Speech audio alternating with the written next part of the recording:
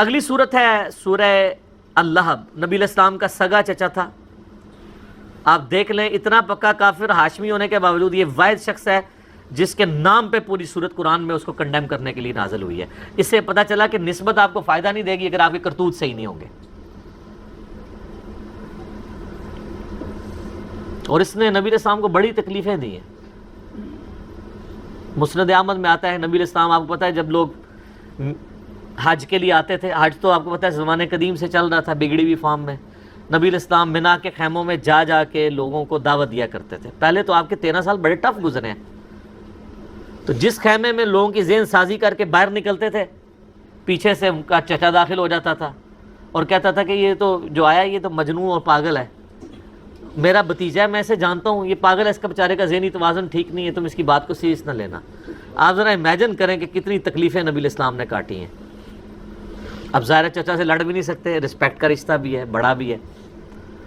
تو صحیح بخاری میں آتا ہے جب آپ کو اعلانیہ دعوت کا حکم آیا نا 3 سال کے بعد، تو نبی علیہ السلام صفا کی پہاڑی پہ چڑھ کے، جو آپ بچپن سے اپنی کتابوں میں پڑھ رہے ہیں، تو آپ صلی اللہ علیہ وآلہ وسلم نے اس وقت عرب کا ایک کلچر تھا کہ جب کبھی اپنی قوم کو یعنی کسی خطرے سے آگاہ کرنا ہوتا تھا نا، تو جس شخص کے پاس وہ خطرے کی خبر آتی تھی تو وہ اونچی پہاڑی پہ چڑھ کے نا تو وہ اناؤنسمنٹ کرتا تھا یا صباحا، ہائے وہ بری صبح، یعنی وہ اور اناؤنسمنٹ کرتا تھا کہ فلاں قبیلہ تم پہ حملہ آور ہونا. ظاہر لوٹ ماری کرتے تھے نا عرب کے لوگ. تو نبی علیہ السلام نے اس طریقے کو یوٹیلائز کیا جس طرح ہم یوٹیوب کو یوٹیلائز کر رہے ہیں پازیٹیو کام کے لیے. ہم بھی یہی کہہ رہے ہیں یا صباحا، اور مولوی نے تو صبح بھی آخرت برباد کر چڑی جائے، باچے جاؤ، ٹھیک ہے نا، چیخ چیخ کے کہہ رہے ہیں. نبی علیہ السلام نے بھی اس وقت یہ ٹیکنالوجی یوز کی. آپ صبح پہ چڑھ گئے اور آپ نے یہ آواز بلند کی تو سارے لوگوں کو جمع کیا، اور پھر آپ علیہ السلام نے جب لوگ جمع ہو گئے باقاعدہ دعوت بھی کی، سیدنا علی کو گھر گھر بھی بھیجا، یعنی اکرام مسلم بھی کیا، جس طرح آپ کو ہم انشاءاللہ آج ختم قرآن کے اوپر بریانی کھلائیں گے انشاءاللہ. تو آپ صلی اللہ علیہ وآلہ وسلم نے وہاں پہ کہا کہ اگر میں کہوں کہ اس پہاڑ کے پیچھے سے ایک فوج آ رہی ہے جو تم پہ حملہ آور ہونے والی ہے، جو کہ عرب کے کلچر میں تھا لوٹ مار والا، تو انہوں نے کہا آپ صادق اور امین، ہم نے آپ کو بھی جھوٹ بولتے ہوئے نہیں پایا، تو یقیناً آپ کی تصدیق کریں گے. تو آپ علیہ السلام فرمایا پھر میں تمہیں خبر دیتا ہوں، تمہیں مر کے اپنے رب کے حضور پیش ہونا ہے، ایک اللہ کو مانو، اس کے ساتھ کسی کو شریک نہ ٹھہراؤ. ساتھ ہی ان کے چہرے لٹک گئے، توحید کی بات سن کے چہرہ تو لٹکتا ہی ہے. تو یہ زیادہ خبیث تھا ابو لہب. تو اس نے نبی علیہ السلام کے بارے میں بکواسات کیے، آپ کو بددعائیں دیں، گالیاں دیں کہ تو نعوذ باللہ تیرے ساتھ یہ ہو، تو نے اس کام کے لیے ہمیں بلایا تھا. اب اللہ تعالیٰ کو اس بات کے اوپر بڑا غصہ آیا، تو اللہ تعالیٰ نے اس کے ساتھ پھر وہی سلوک کیا جس کا وہ حقدار تھا. نبی علیہ السلام تو آپ کو پتہ ایک اخلاق کے اعلیٰ ترین درجے پہ تھے، آپ وہ زبان کبھی اس طرح کی یوز نہیں کرتے تھے. لیکن اللہ تو اللہ ہے، اپنے کسی بندے کو بعد ازالی کا زنیم بھی کہہ دے کہ اس گستاخ کی تو اصل میں ہی خطا ہے، یہ تو آؤٹ آف ویڈ لاک پیدا ہوا ہے، یہ تو حلالی ہے نہیں ہے، ولید بن مغیرہ کو. اللہ تو اپنے بندوں کو کچھ بھی کہہ سکتا ہے. تو اللہ نے اپنے نبی کے دفاع میں جو اس نے بددعائیں دی تھیں اس کانٹیکسٹ میں، یہ بعض کافر بھی صورت کے اوپر اعتراض کرتے ہیں کہ یہ تمہارے رب کی تو لینگویج ہی بڑی عجیب ہے، وہ تو بددعائیں، وہ تو ایک بوڑھی اماں کی طرح بددعائیں دیتا ہے. تو یہ ایسا نہیں ہے، ایک پورا کانٹیکسٹ ہے اس کے اندر. تبت یدا ابی لہب وتب، ٹوٹ جائیں ابو لہب کے دونوں ہاتھ اور وہ تباہ و برباد ہو گیا. اس میں اللہ نے پیش گوئی کر دی کہ یہ اب اسلام بھی قبول نہیں کرے گا. اس صورت کے بعد 10 سال وہ زندہ رہا ہے. قرآن کو جھوٹا ثابت کر سکتا تھا اسلام قبول کر کے، کہ قرآن تو کہہ رہا ہے کہ تو دوست کی ہے، تو دیکھ میں کلمہ پڑھ لیا، لے عمر دوزے کی سوٹ کے دسو. لیکن نہیں سر، جب ختم اللہ علی قلوبہم وعلی سمعہم وعلی ابصارہم ہو جائے تو پھر سر دنیا کے سارے علماء، مشائخ، انبیاء، فرشتے مل کے بھی کسی کو کلمہ نہیں پڑھا سکتے. انک لا تہدی من احببت ولکن اللہ یہدی من یشاء. اے نبی، جس سے تم محبت کرتے ہو تم اسے ہدایت نہیں دے سکتے، بلکہ اللہ جسے چاہتا ہے ہدایت دیتا ہے. یہ بڑا کرٹیکل ایشو ہے میرے بھائیو. ما اغنی عنہ مالہ وما کسب، اسے کوئی فائدہ نہیں پہنچایا اس کے مال نے اور جو کچھ وہ کمات کے جوڑتا رہا، کوئی چیز اس کے کام نہیں آئے گی. سیصلی نارا ذات لہب، ان قریب وہ جھونک دیا جائے گا شعلوں والی آگ میں. وامرأتہ حمالۃ الحطب، اور اس کی جو بیوی ہے وہ بھی بدبخت ایندھن اٹھانے والی ہوگی. دنیا میں وہ یعنی اس کے بارے میں مشہور ہے کہ وہ لکڑیوں کے گٹھے اٹھا کے لاتی تھی، لیکن بعض مفسرین نے یہ کیا کہ قیامت والے دن وہ اپنے خاوند کے لیے ایندھن بن رہی ہوگی، اس اعتبار سے کہ یہ بھی دوزخ میں جل رہی ہوگی، اور وہ بھی اسی طریقے سے دشمن تھی، سخت دشمن تھی نبی صلی اللہ علیہ وآلہ وسلم کی۔ فی جیدہا حبل من مسد، اور اس کے گلے میں قیامت والے دن اس رسی کا پٹا ہوگا، یعنی جس رسی میں وہ باندھ کے لاتی ہے نا لکڑیاں، گھر کے کام کاج کرتی ہے، یہی اس کے گلے میں پٹے کے طور پہ ڈالا جائے گا۔ اب پتہ نہیں یہ اگر آپ تفسیر اٹھائیں نا تو جو الفاظ انہوں نے نبی علیہ السلام کے لیے استعمال کیے نا، ان ساروں کا اللہ تعالیٰ نے پریسائز انداز میں اس میں جواب دیا۔ اور یہ دیکھیں ایسی لعنتیں اس کے اوپر پڑی ہیں کہ مسلمانوں کی جہری نمازوں میں اکثر یہ صورت پڑھی جاتی ہے، کیونکہ اس کا جوڑا بنتا ہے سورہ اخلاص کے ساتھ۔ تو پہلی رکعت میں تبت یدا پڑھتے ہیں، دوسری میں سورہ اخلاص۔ عموماً جو لوگ سورہ اخلاص پڑھنا چاہتے ہیں، کیونکہ ان بیچاروں کے دماغ میں یہ بھی ہوتا ہے نا کہ وہ جی ترتیب نہیں الٹ کر سکتے، یہ بھی غلط مسئلہ ہے میں نے بتایا، اور پھر وہ کہتے ہیں کم از کم 2 صورتوں کا وقفہ ہونا چاہیے، ورنہ تو پہلی میں آپ اذا جاء نصر اللہ والفتح اور دوسری میں پڑھ سکتے ہیں۔ وہ کہتے ہیں نہیں، بیچ میں ایک صورت ہے، 2 کا کم از کم وقفہ، چونکہ کہانیاں بنائی ہیں تو ایک کہانی کو بچانے کے لیے کتنی کہانیاں پھر اور چلنی پڑتی ہیں۔ میرے نبی سا ہے ہی کوئی نہیں، تیرے بابے تھے شے ہی کوئی نہیں۔ یہ ایک جملہ، یہ جس طرح نبی علیہ السلام وہ رجز پڑھتے تھے نا، انا النبی لا کذب انا ابن عبد المطلب، میں نبی ہوں اس میں کوئی شک نہیں، میں عبد المطلب کا بیٹا ہوں۔ اس زمانے میں قبائلی سسٹم میں یہ بہت بڑی بات ہوتی تھی۔ عبد المطلب ظاہر ہے وہ مکے کے سردار تھے، اور پھر عبد المطلب وہ شخصیت تھے جنہوں نے ابرا سے کہا تھا کہ میرے اونٹ تو واپس کرنا کعبہ جس کا ہے وہ خود حفاظت کرے گا۔ ہاں، پھر رسول اللہ کو جچتا ہے کہ اپنے اس دادا کے اوپر فخر کریں کہ میں عبد المطلب کا بیٹا ہوں، میرا رب پہ ایسا یقین ہے، میں اس عبد المطلب کا پوتا ہوں کہ جس نے ابرا سے کہا تھا کہ میرے اونٹ تو مجھے واپس کر۔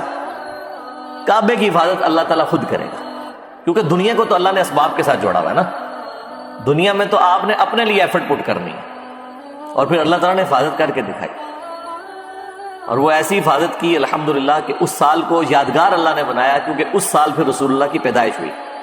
اور عرب کے لوگ کسی کی پیدائش کو سن کے اعتبار سے یاد نہیں رکھتے تھے، بلکہ ایونٹس کے اعتبار سے یاد رکھتے تھے کہ یہ شخص فلاں موقع پہ پیدا ہوا۔ اسے کہا جاتا تھا عام الفیل، ہاتھیوں والا سال، جس سال ہاتھی ہلاک ہوئے تھے۔ تو نبی علیہ السلام عام الفیل والے سال پیدا ہوئے، 571 عیسوی۔ یہ تو ہم نے پھر بعد میں کیلکولیشن کی ہے نا، عیسوی تو ان کے ہاں رائج ہی نہیں تھی، ظاہر ہے عرب کے لوگوں کے اوپر تو اس سرزمین پہ تو رومنز کی حکومت نہیں تھی، ان کا زیادہ تر واسطہ جو ہے وہ پرشینز کے ساتھ پڑتا تھا، اور وہ بھی لوٹ مار کی حد تک تھا، قبضہ نہیں تھا پرشینز کا بھی عرب کی سرزمین کے اوپر، یہ انڈیپینڈنٹ تھے، قبائلی تھے، ظاہر ہے ان کو کس طریقے سے وہ اپنے انڈر کر سکتے تھے۔ جس طرح اب افغانستان کے اوپر آگے کوئی حکومت کرے تو وہ اپنے بیڑا غرق کرے گا نا، وہ آپس میں ایک دوسرے کے ساتھ کٹھے نہیں ہیں، اور باہر کی حکومت کو کیا انہوں نے قبول کرنا ہے، طوائف الملوکی۔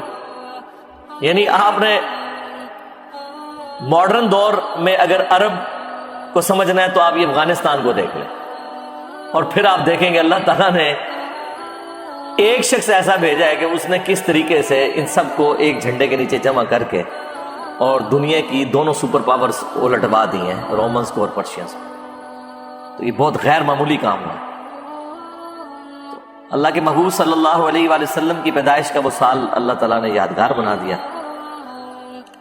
ابھی ایک فلم آئی ہے محمد کے نام سے صلی اللہ علیہ وآلہ وسلم، ابھی یوٹیوب پہ انہوں نے 2-3 ہفتے پہلے اسے نا اردو ڈبنگ کے ساتھ اپلوڈ کیا ہے۔ ایران والوں نے وہ فلم بنائی تھی، اور وہ انگلش میں بھی آ چکی بھی ہے، اور اردو زبان میں چند ایک کلپس پہلے آئے تھے، اب پوری آ گئی ہے۔ ویسے وہ آپ لوگ فلم ضرور دیکھیں، کیونکہ ابھی تازہ تازہ اپلوڈ ہوئی ہے، تو وہ یوٹیوب کی نا سجیشن میں آ رہی تھی۔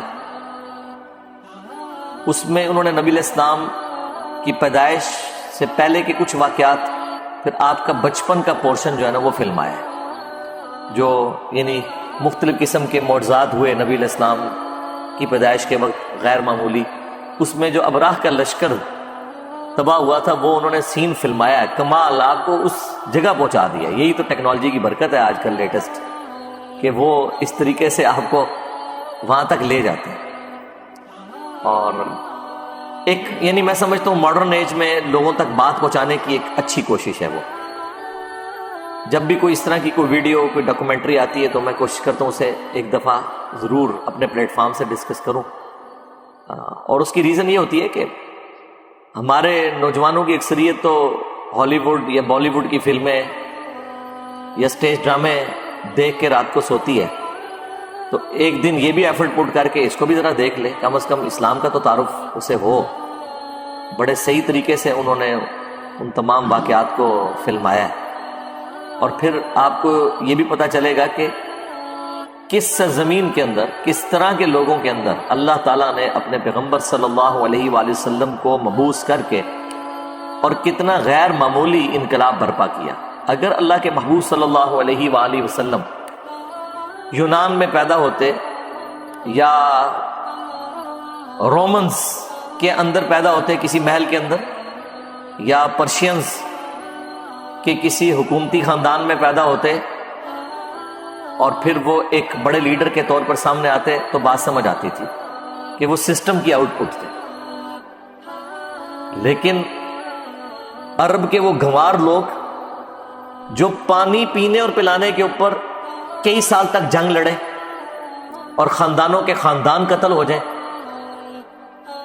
اس طرح کے گنوار لوگوں میں، اور ان پڑھ، امی، انہیں امی کہا جاتا تھا، جاہل،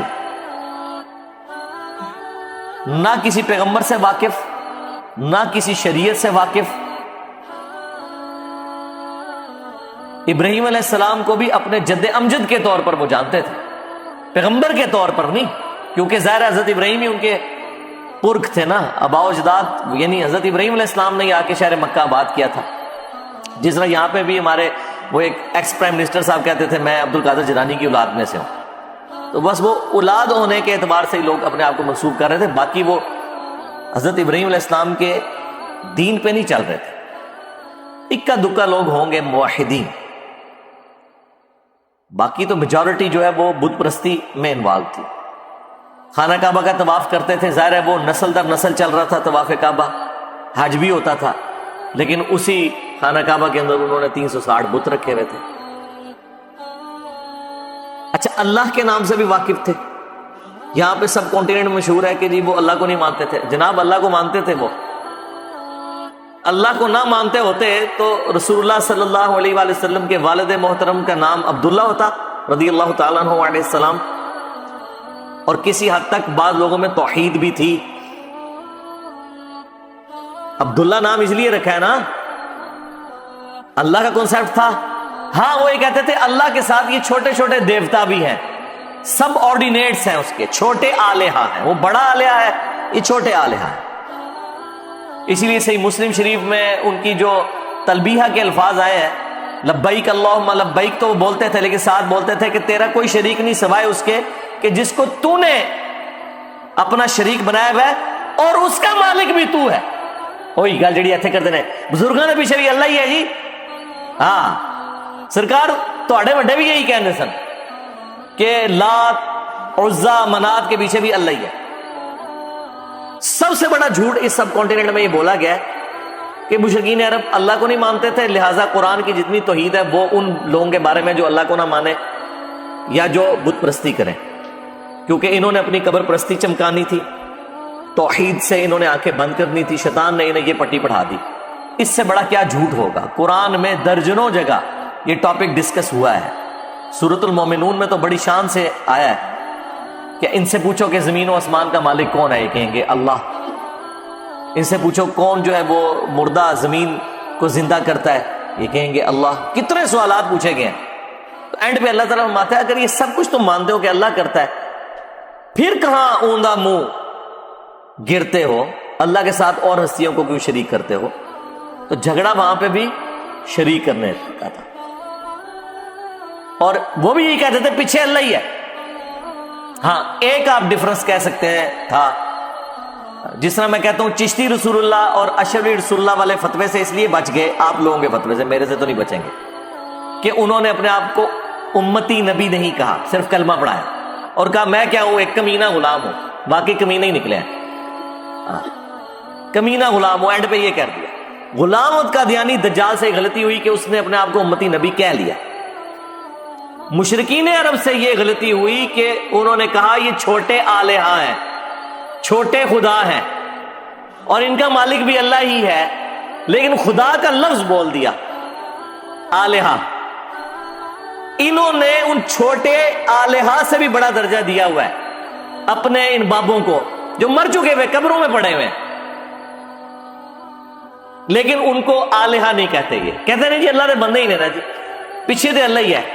یہ جو بندہ کہہ کے نا یہ اسی طریقے سے ہے جس طرح وہ بزرگ کہہ کے اپنے بابوں کو بچاتے ہیں اور امتی نبی کہنے والے کفر کے فتوے کی زد میں آ جاتے ہیں۔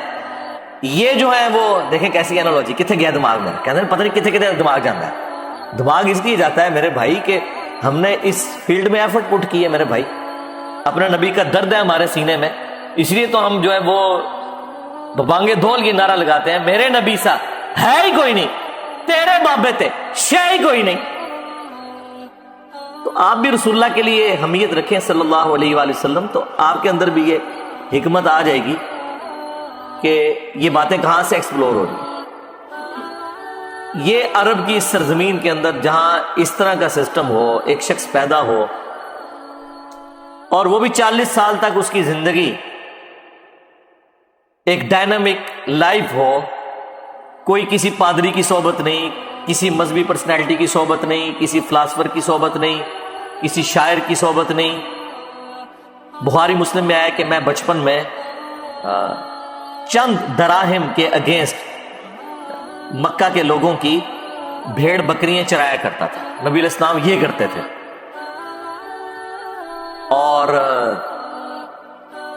ظاہر ہے اس زمانے میں مکے کے سردار ہونے کا مطلب یہ نہیں ہے کہ کوئی بلینئر ہوگا، وہ ایک آنری پوسٹ ہوتی تھی، باقی محنت تو سب کو کرنی پڑتی تھی۔ پیسہ بنو امیہ کے پاس تھا، بنو ہاشم جو ہے نا ہماری طرح درویش لوگ، بس اللہ کے گھر کی خدمت کرنی، اللہ اللہ کرنا، اس کی وجہ سے ان کے پاس وہ حرم کی خدمت تھی۔ پیسہ سارا بنو امیہ کے پاس، اور یہ بنو ہاشم اور بنو امیہ کی جو ایک ٹسل ہے وہ رسول اللہ کی بعثت سے پہلے کی تھی، وہ بھی آپ کو وہاں پہ نظر آئے گی۔ یہ جو ابو لہب کی بیوی تھی نا ام جمیل، بہت خوبصورت تھی، مشہور تھا، اس لیے اس کا نام ہی پڑ گیا ہوا تھا۔ یہ رسول اللہ کے والد عبداللہ کے ساتھ شادی کرنا چاہتی تھی، لیکن اللہ کو تو کچھ اور ہی منظور تھا، اس لیے جب نبی علیہ السلام پیدا ہوئے، یہ خود تھی اس وقت بانجھ، تو یہ رسول اللہ سے بچپن سے ہی حسد کرتی تھی، ایک ان کے والد کی وجہ سے، پلس رسول اللہ کی والدہ سیدہ آمنہ سلام اللہ علیہ ان کے ساتھ بھی بغض رکھتی تھی۔ اور بغض کا یہ عالم تھا کہ اس کی ایک لونڈی تھی سوائبہ، وہ عبد المطلب نے ہائر کی دودھ پلانے کے لیے، وہاں پہ رواج تھا، اس نے وہ اپنی لونڈی واپس بلوا لی۔ کیا ایسی کوئی حدیث ہے صحیح بخاری میں کہ نبی صلی اللہ علیہ وآلہ وسلم کی پیدائش کی خوشی میں ابو لہب نے اپنی لونڈی صوبیہ کو آزاد کیا، جس کا فائدہ اس کافر کو بھی مرنے کے بعد ہوتا رہا، عذاب میں تخفیف ہوتی رہی؟ ہاں، یہ لفظ جو ہے نا صوبیہ، یہ اردو میں بولا جاتا ہے، اصل میں لفظ ہے سویبہ، سویبہ، ٹھیک ہو گیا؟ جیسے سلیم لفظ بولا جاتا ہے، عربی میں لفظ سلیم نہیں ہے، سلیم ہے۔ یہ بخاری میں موجود ہے، یہ بڑی مشہور حدیث ہے، اس لیے مجھے اس کا نمبر بھی یاد ہے، 5101 انٹرنیشنل نمبر کے مطابق، کہ ابو لہب کی ایک لونڈی تھی سویبہ، اس نے آ کے نبی علیہ السلام کی پیدائش کی خبر دی ابو لہب کو کہ تیرے چھوٹے بھائی کے گھر جو کہ فوت ہو چکا تھا، یتیم بچہ پیدا ہوا، تو اس کو بڑی خوشی ہوئی، تو اس نے خوشی میں یوں اشارہ کر کے نا سویبہ کو آزاد کر دیا، اور یہ وہ لونڈی ہے جس نے نبی علیہ السلام کو اپنا دودھ بھی پلایا تھا، یعنی آپ کی، آپ سمجھ لیں رضائی والدہ بھی بنتی ہے، رضائی ماں۔ تو عروہ جو ہے نا تابعی، جو سیدہ عائشہ کے بھانجے ہیں اور عبداللہ ابن زبیر صحابی کے چھوٹے بھائی ہیں، عروہ ابن زبیر، اسما بنت ابی بکر کے بیٹے، وہ بیان کرتے ہیں کہ یعنی ابو لہب کے گھر والوں میں سے کسی نے خواب میں دیکھا، پوچھا کیا ہوا، ان کا جب سے تم سے جدا ہوا ہوں نا کوئی اچھا وقت نہیں دیکھا، البتہ جو میں نے سویبہ کو آزاد کیا تھا نبی علیہ السلام کی پیدائش کی خوشی میں، اس کی وجہ سے اللہ تعالیٰ مجھے اس انگلی سے ایک مشروب پلاتا ہے، یہ یعنی تھوڑی سی فائدہ ہوتا ہے، عذاب میں تھوڑی بہت تخفیف ہو جاتی ہے۔ اب بعض لوگ کہتے ہیں یہ روایت منقطع ہے، امام بخاری نے سند نہیں بیان کی، عروہ بیان کر رہا ہے، خواب ہے، یہ وہ، ہم ان بحثوں میں نہیں پڑھتے، ہم کہتے ہیں ٹھیک ہے، بالکل ٹھیک ہے، نبی علیہ السلام کی پیدائش کی خوشی میں اس نے نبی سمجھ کے نہیں، بھتیجا سمجھ کے کیا تھا، اور ایک ہی دفعہ کیا تھا، ہر سال وہ لونڈیاں آزاد نہیں کرتا تھا، تو اس کا نفع اس کو پہنچ گیا۔ آپ بھی نبی علیہ السلام کی پیدائش کی خوشی میں صدقہ اور خیرات کرنا چاہتے ہیں، ضرور کریں، ہمیں کوئی حرج نہیں ہے، آپ کریں اجتہاد، اگر آپ اس سے مسئلہ نکالنا چاہتے ہیں، لیکن آپ اس مسئلے سے لوگوں کو پابند نہیں کریں گے، ورنہ تو آپ کو یہ بتانا پڑے گا کہ حضرت ابو بکر، عمر، عثمان و علی بھی اپنے دور کے اندر 12 ربیع الاول کے اوپر اس طرح لونڈیاں آزاد کرتے تھے، تو یا پھر آپ کہیں گے ہم بڑے عاشق رسول ہیں ان سے، تو مسئلہ آ کے وہاں پہ پھنسے گا۔ علیکم بسنتی و سنت الخلفاء الراشدین المہدیین، ان سارے مسئلوں کو پھر اجتہادی رکھیں، کتاب و سنت دین بنا کے پیش نہ کریں، اجتہاد کو دین نہ بنائیں، ٹھیک ہو۔